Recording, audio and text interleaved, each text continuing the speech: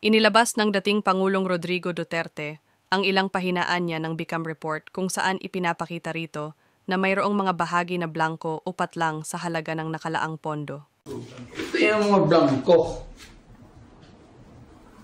Hindi mo na nagpasa-ilo with blank.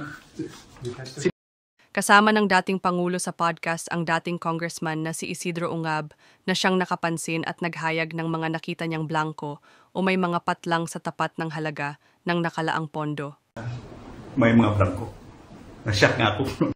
Makikita natin na defective yung Bicam report. At bakit pinirmahan ng members?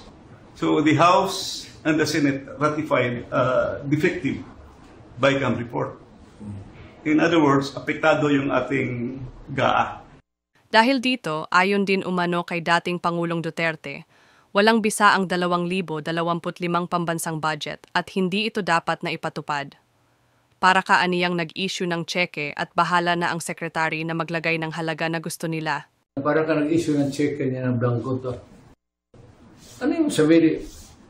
Sila na ang maglagay, ang sekretary o ang direktor? Anong kalokohan ng naisip ninyo niya? Dahil dito, ayon pa rin sa dating Pangulo, wala raw bisa ang national budget kaya hindi ito dapat na ipatupad.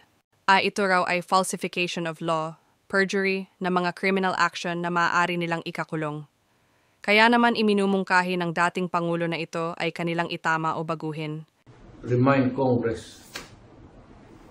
Maliho yan. It's invalid. Please correct it. Or record the budget and demanded explanation kung bakit dumating sa inyo yan na ganun kablangko. That is falsification of law. Perjury yan or whatever, criminal action. You can all go to jail